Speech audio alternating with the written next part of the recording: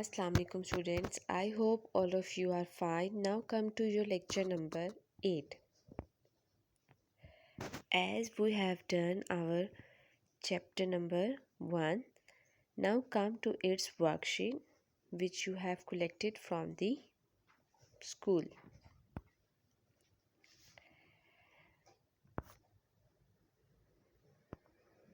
Okay, this is your worksheet.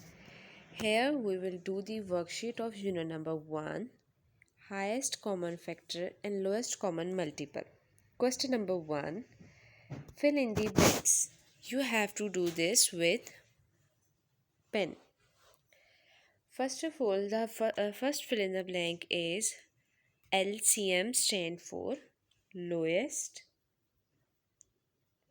common multiple. Now come to second blank. You have to write this in the index notation. Count 3, 1, 2, 3. 3 occurs 3 times. So we will write 3 in the power of 3. Multiply by 2. 1, 2, 3, 4. 2 occurs 4 times. So we will write 4 in the power of 2. Now come to third word blank. The prime factors of 24. You have to write the prime factors of 34 नहीं 64. तो हम लोग 64 के prime factors find करेंगे इस तरह से. 2 के टेबल में 32, 2 के टेबल में 16, 2 के टेबल में 8. इसी तरह से 8 2 के टेबल में आ जाएगा 4 पर, और 2 2s और 2 1s. All of these are the prime factors of 64. Okay अगर आपसे कहा जाएगा फैक्टर्स, तो फिर जिस तरह से हम लोग क्लास 5 में करते थे, 1 के टेबल में 64 आता है, 2 के टेबल में कहाँ पे आता है.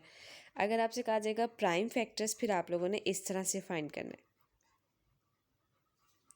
यहाँ पर 64 के जो फैक्टर्स हैं वो 2 कितनी दफ़ा आ रहा है, 1 2 3 4 5 6.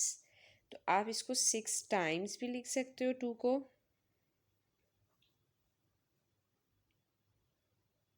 और आप लोग इस तरह से भी लिख सकते हो 2 की power 6. Now come to this number 35 is a dash number.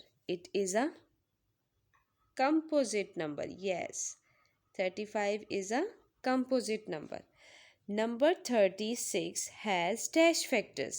इसी तरह अब आप लोग नंबर 36 के फैक्टर्स निकालोगे कि नंबर 36 जो है वो 1 पर आता है, 36 पर, 2 पे आता है, 18 पर, 3 पे आता है, 12 पर. फिर आप इसको दोबारा से काउंट करके इसके नंबर ऑफ फैक्टर्स लिख देना यहाँ पर बस.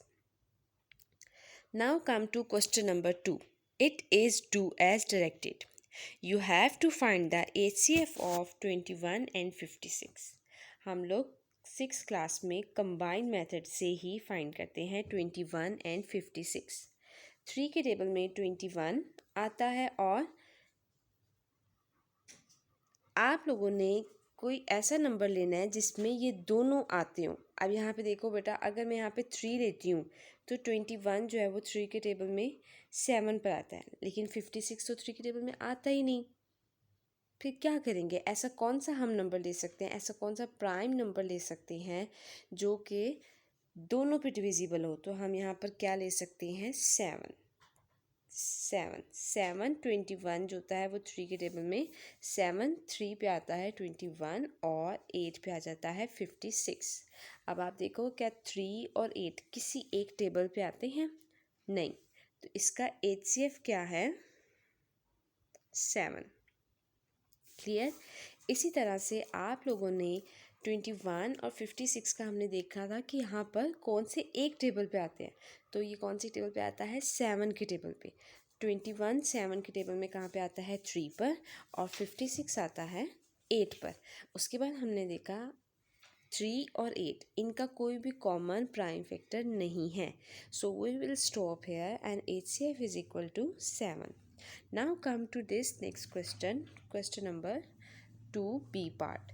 Find the LCM of 15, 18 and 21. 15, 18 and 21। सबसे पहले हम देखेंगे कि ये तीनों नंबर किस एक टेबल पे आते हैं, मीन इनका कॉमन प्राइम फैक्टर कौन सा है, तो वो कौन सा है 3। 15 आता है 5 के टेबल में, 18 आता है 6 पे, 3 के टेबल में 6 पे, और 21 आता है 7 पर।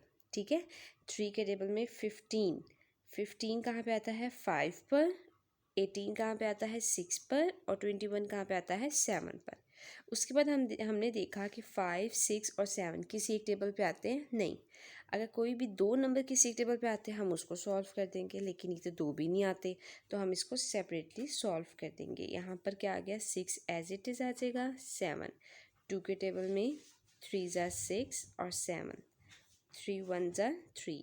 अब लास्ट में क्या है 7 1 ज़ा 1, तो लास्ट में अब इसके क्या आ जाएगा 1 1 1। मीन हम लोग एलसीएम में 1 1 1 तक सॉल्व करते हैं, चाहे हमें सेपरेटली सॉल्व करना पड़े।